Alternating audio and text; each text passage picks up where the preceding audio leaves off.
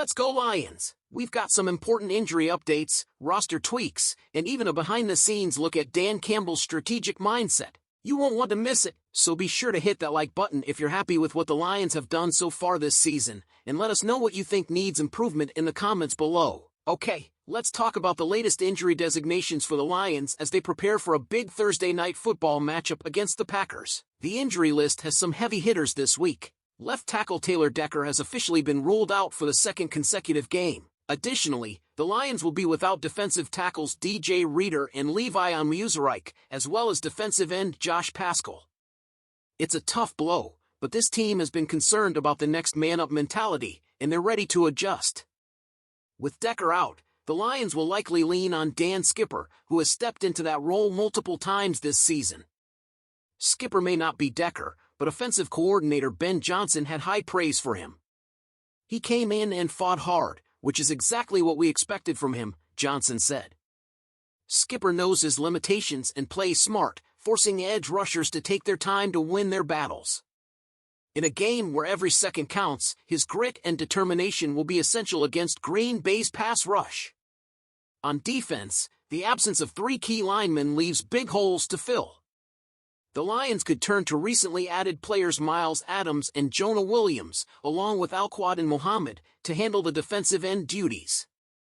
There's also a chance we could see Broderick Martin step in as the team's nose tackle with Reader out.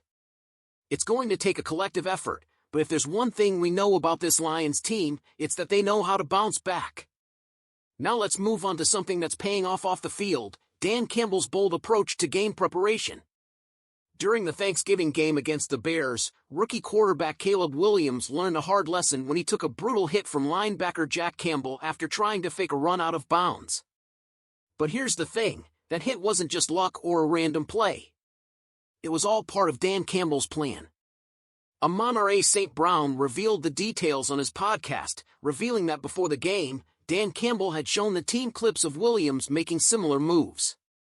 Campbell made it clear to his players, and even the referees, that if Williams tried it against Detroit, they were ready to deliver. If he does that, we're going to beat his ass, Campbell told the team. He even warned the referees in advance to expect it. And sure enough, when Williams went upfield instead of out, the Lions were ready, and Jack Campbell made him pay. That kind of foresight and preparation is a prime example of why Dan Campbell has been pushing all the right buttons this season. At 11-1, the Lions hold the best record in the NFC, and it's not just because of raw talent. It's about the culture of toughness, resilience, and smart football that Campbell has instilled in this team. Whether it's recovering from injuries or outperforming opponents with pre-game adjustments, the Lions are proving they're built for the long haul. Now, Lions fans, it's your turn. What do you think of Dan Campbell's approach to preparing his team for moments like these? Do you think the Lions' depth will be enough to overcome this week's injury challenges? And how are you feeling about our playoff odds as we continue to move forward in the season? It's Week 14, and the Detroit Lions are hosting the Green Bay Packers under the bright spotlight of Thursday Night Football. These teams last met in Week 9, where the Lions emerged victorious with a hard-fought victory. But here's the thing, both teams have improved since then.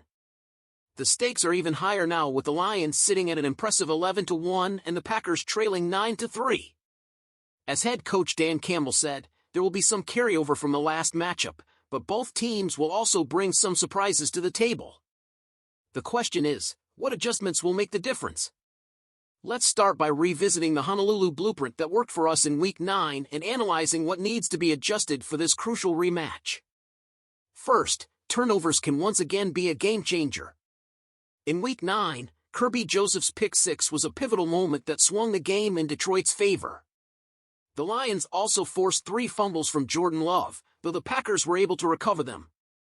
Meanwhile, the Lions played clean football with 0 turnovers, despite the Packers coming into that game as turnover machines.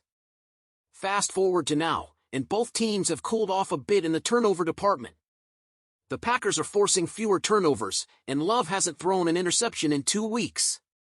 For the Lions, creating turnovers has been difficult in their last 2 games, but Dan Campbell is determined to turn that around.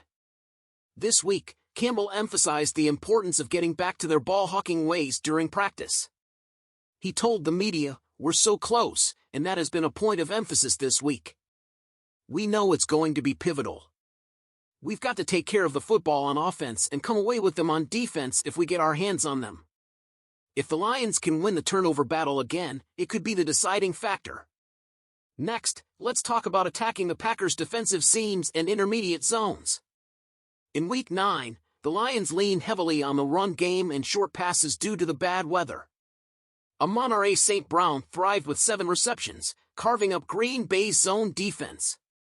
This week, however, weather won't be a factor inside Ford Field's dome, and the Lions have a secret weapon back in action, Jameson Williams.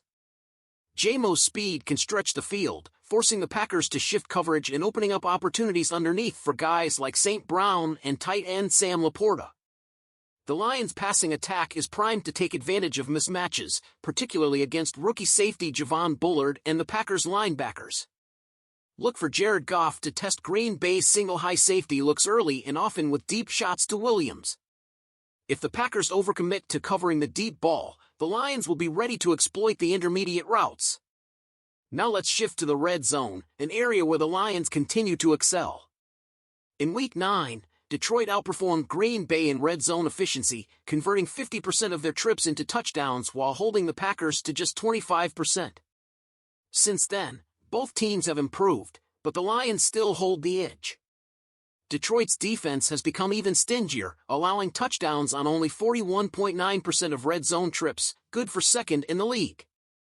On offense, they're converting at a 70.5% clip over the last 4 games. If the Lions can maintain their dominance on both sides of the ball in the red zone, it's going to be tough for Green Bay to keep up. Finally, let's address the importance of stopping the run. In Week 9, the Lions missed 8 tackles, which was uncharacteristic for this defense. Part of that can be chalked up to the rainy weather, but tackling will need to be sharper this week.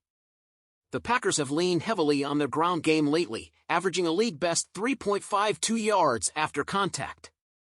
Detroit's defensive front, featuring new contributors this week, must focus on setting the edge and making solid tackles to limit Green Bay's rushing attack. If they can bottle up the run, they'll force the Packers into third and long situations, where the Lions' pass rush can go to work. So, there you have it, Lions fans, this week's Honolulu blueprint to victory: win the turnover battle, attack the seams with JMO and St. Brown, dominate in the red zone, and stay disciplined against the run. This is going to be a battle of adjustments, and Dan Campbell has shown time and again that he's one step ahead when it comes to game planning. Now, we want to hear from you. What do you think will be the biggest key to a Lions victory this week? Do you think Jameson Williams will be the game breaker, or will the defense rise to the occasion once again? Drop your predictions in the comments below. We love hearing your thoughts. And don't forget to like this video, subscribe to the channel, and turn on those notifications so you're always in the loop with the latest Lions updates. Thanks for tuning in, and as always, go Lions!